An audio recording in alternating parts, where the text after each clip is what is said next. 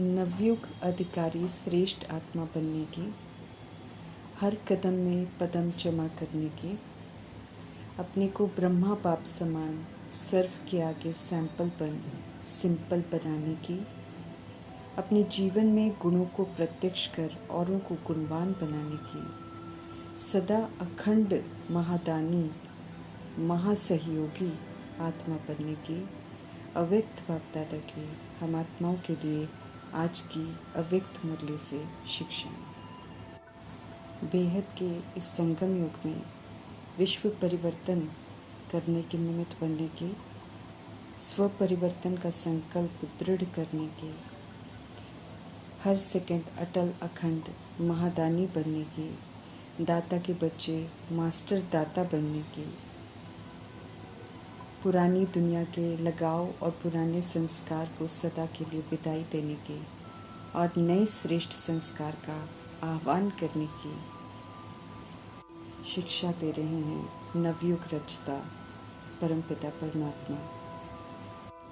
सर्व प्राप्तियों के सागर परमपिता परमात्मा से सर्व प्राप्तियां करने का युग है ये संगम युग। वरदान में मिले ज्ञान गुण शक्तियों को, संतुष्टता को, खुशी को विधि पूर्वक प्रयोग में लाकर सेवा में लगाकर प्राप्ति स्वरूप बनने की समझ मिलती है। प्राप्ति स्वरूप बन क्यों क्या के प्रश्नों से पार हो जाते हैं और जहाँ प्रश्न नहीं वहाँ सदा प्रसन्नचित्त रहना स्वाभाविक हो जाता है। सिर्फ परमात्मा ही सभी आत्माओं को भरपूर कर सकते हैं और जो उनसे सर्व प्राप्तियां कर संपन्न बन जाते हैं वे ड्रामा के राज को अच्छी तरह समझ जाते हैं। उन्हें फिर कभी भी किसी भी बात में प्रश्न नहीं होता, बल्कि उनके चेहरे और चलन में सदा प्रसन्नता की पर्सनालिटी ही दिखाई देती है। इसको मीठे परमात्मा संतुष्टता कहते हैं। स्पष्ट करते हैं, वरदाता परमपिता परमात्मा की प्रसन्नता अगर कम होती है तो जाहिर सी बात है कि प्राप्ति कम है, क्योंकि हद की इच्छाओं को पाने की चाहना होती है। बाहरी रूप से भले लगे कि इच्छा नहीं है, लेकिन सूक्ष्म इच्छाएं ऐसी हैं जो अप्राप्ति का अनुभव कराती हैं, असंतुष्ट और अप्रसन्न कर देती हैं। समझ देते हैं कि अल्पकाल की इच्छाएं कभी भी पूरी नहीं होती, एक के बाद एक लड़ी लग जाती है। इसलिए समझदारी इसी में है कि अल्पकाल की इच्छाओं को छोड़ सदा के लिए अलौकिक प्राप्तियों का स्वरूप बनो, तो सदा संतुष्ट भी रहेंगे और सदा प्रसन्नचित्त भी रहेंगे। प्रभु मिले सब कुछ मिला। हम आत्माओं को शूद्र जीवन से अडॉप्ट करते हैं, अपना बनाते हैं, सत्य का परिचय देते हैं, दुनिया में जो हो रहा है उसका कारण और निवारण बताते हैं। पवित्रता सुख शांति की जननी है, उसका वर्षा देते हैं। प्रभु का प्यार, उनका साथ, उनके वरदान मिले हैं। पापों को भस्म करने के लिए याद की यात्रा में रहने की विधि मिली है। देखते हुए नहीं देखते, सुनते हुए नहीं सुनते, प्रभाव मुक्त, लगाव मुक्त, दबाव मुक्त रहते हुए सभी को शुभ भावना, शुभकामना, दुआओं का, दैवी गुणों का सहयोग देने की समझ मिलती है। अपने बनाए हुए हिसाब किताब को खुद ही सेटल कर श्रेष्ठ भाग्य की तस्वीर बनाने की शिक्षा मिलती है। देने में ही सुख है कि अनुभूति मिलती है। जिया कैसे जाता है, मुक्ति जीवन मुक्ति नष्ट मोह स्मृति स्वरूप की अनुभूति कैसे होती है। हर चीज़ का अनुभव परमपिता परमात्मा इस समय करवाते हैं।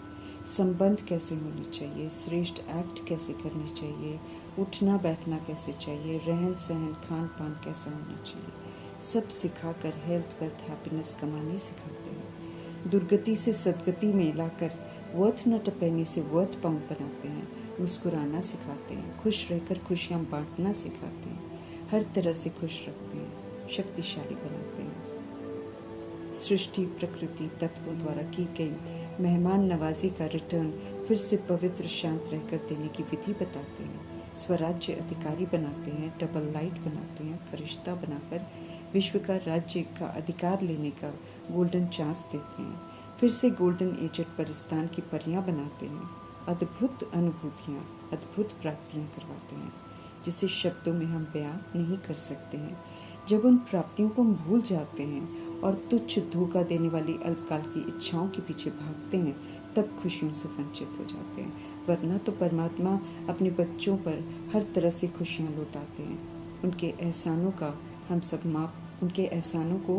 सब माप नहीं सकते हैं। हर समय मीठे परमात्मा विश्व कल्याणकारी, शुभ भावना, शुभकामनाधारीपन हम आत्माओं का कल्याण ही करते हैं। ऐसे परमपिता परमात्मा से सर्व प्राप्तियां कर हमें सदा प्रसन्नचित्त रहना है। उन्हें अपना सर्व संबंधी बनाकर सर्व संबंधों का सुख क्या होता है उसे ज़रूर अनुभव करना है। फिर हम कभी भी अल्पकाल की इच्छाओं के पीछे नहीं भागेंगे, बल्कि प्राप्ति स्वरूप बन क्यों क्या के प्रश्नों से पार रहने वाले सदा प्रसन्नचित्त भव का वरदान फलीभूत करेंगे और उसे अपना बना लेंगे। परमात्म प्यार में लवलीन रहना अर्थात सर्व बंधनों से, सर्व तरह की दुनियावी, मायावी, विनाशी आकर्षणों से सेफ रहना। परमात्म प्यार एक सुरक्षा कवच की तरह है। वो हमें कभी भी गुमराह होने नहीं देगा। इसलिए हम आत्माओं को समझ मिलती है कि परमात्म प्यार में लवलीन रहो तो माया की आकर्षण स्वतः ही समाप्त हो जाएगी। नवयुग रचता परमपिता परमात्मा के बने तो नवयुग के अधिकारी बने। पुरानी दुनिया में भले साधारण हैं, लेकिन कल जब नया युग होगा तो उसमें राज्य अधिकारी पूज्य होंगे। प्रभु की नज़र नए युग की तरफ है। इसलिए वर्ष की समाप्ति पर हम आत्माओं की रिजल्ट देखी, जिसमें जमा का खाता देखा तो जितना होना चाहिए उतना नहीं था। इसलिए याद में, सेवा में, संबंध संपर्क में जमा का खाता कितना हुआ उस तरफ हम आत्माओं का ध्यान खिंचवा रहे हैं। समझते रहें कि योग की स्टेज की परसेंटेज साधारण होने के कारण हमारा खाता साधारण है। योग की रिजल्ट योग युक्त, युक्ति युक्त बोल और चलन में कमी देखी। समझ देते हैं कि योग लगाने के समय योग में अच्छे हैं, लेकिन योग का प्रभाव तो जीवन में होना चाहिए। यही वजह है कि सारा समय जमा नहीं होता है। चलते चलते याद की परसेंटेज साधारण हो जाती है, जिससे फिर बहुत कम जमा होता है। याद तो निरंतर चाहिए। सेवा में भी जमा का खाता कम है, कारण सेवा का बल और फल मिलता ज़रूर है। लेकिन जब सेवा कर स्वीकार कर लेते हैं कि मैंने की है, तो सेवा का फल खा लेते हैं, फिर जमा नहीं होता। जबकि हकीकत तो ये है कि बाप दादा ने कराई है सेवा। बाप दादा की तरफ अटेंशन दिलाना है, अपनी तरफ नहीं। सेवा करने वाले अच्छे हैं ये न कहें लोग, बल्कि सेवा कराने वाले इन्हों के बाप दादा बहुत अच्छे हैं ये अनुभव कराना, अर्थात जमा का खाता बढ़ाना। जब ऐसी सेवा नहीं करते हैं तो मेहनत ज़्यादा करते हैं, समय एनर्जी भी ज़्यादा लगती है, शो ज़्यादा होता है, इसलिए जमा का खाता कम हो जाता है। जबकि जमा के खाते की डायमंड चाबी बहुत सहज है। मीठे बाबा कहते हैं, निमित्त भाव और निर्माण भाव हर एक आत्मा के प्रति जब सेवा करते हैं तो सदा निमित्त भाव, निर्माण भाव, निस्वार्थ शुभ भावना, शुभकामना, शुभ स्नेह इमर्ज हो तो जमा का खाता बढ़ता जाएगा।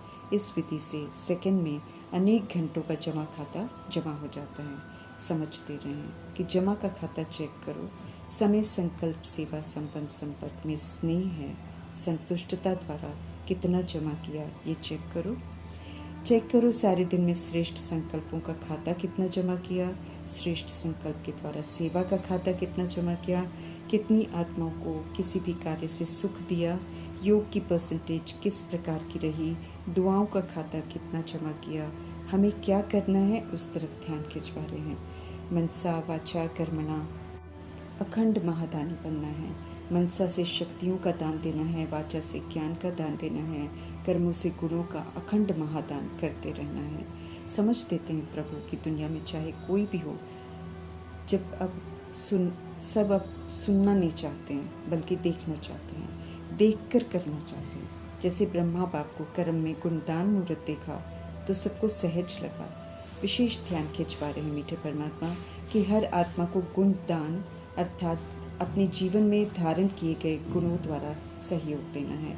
फिर चाहे कोई अवगुणधारी ही क्यों न हो, लेकिन दृढ़ प्रतिज्ञा करनी है खुद से कि मुझे अपने जीवन के द्वारा, कर्म संपर्क द्वारा गुणों का दान देना है, सहयोगी बनना है। सब नहीं करेंगे, इसलिए हमें दूसरों को नहीं देखना है, उन्हें कॉपी नहीं करना है। ब्रह्मा बाप ने शिव बाबा को देखा और उन्हीं अनुसार सब कुछ किया। हमें भी फिर फॉलो फादर करना है और किसी को नहीं देखना है। कर्म में ब्रह्मा बाप को फॉलो करने के निमित्त बनना है। नंबर 1 अर्जुन बनना है। ब्रह्मा बाप अर्जुन नंबर 1 बने हैं, उन्हें देखेंगे और वैसा करेंगे तो हम भी नंबर 1 बन जाएंगे। हमें ये लक्ष्य रखना है कि अखंड गुणदानी अटल रहना है। कोई कितना भी हमको हिलावे, हमें हिलना नहीं है। कमज़ोर बनाने वाले साथी बहुत मिलेंगे, लेकिन हमें हिम्मत उमंग बढ़ाने वाला बनना है, क्योंकि प्रभु जी को ऐसे ही साथी चाहिए। सेवा हमें खूब करनी है, लेकिन जमा का खाता बढ़ाते हुए करनी है। पहले स्व की सेवा करनी है, फिर सर्व की सेवा करनी है।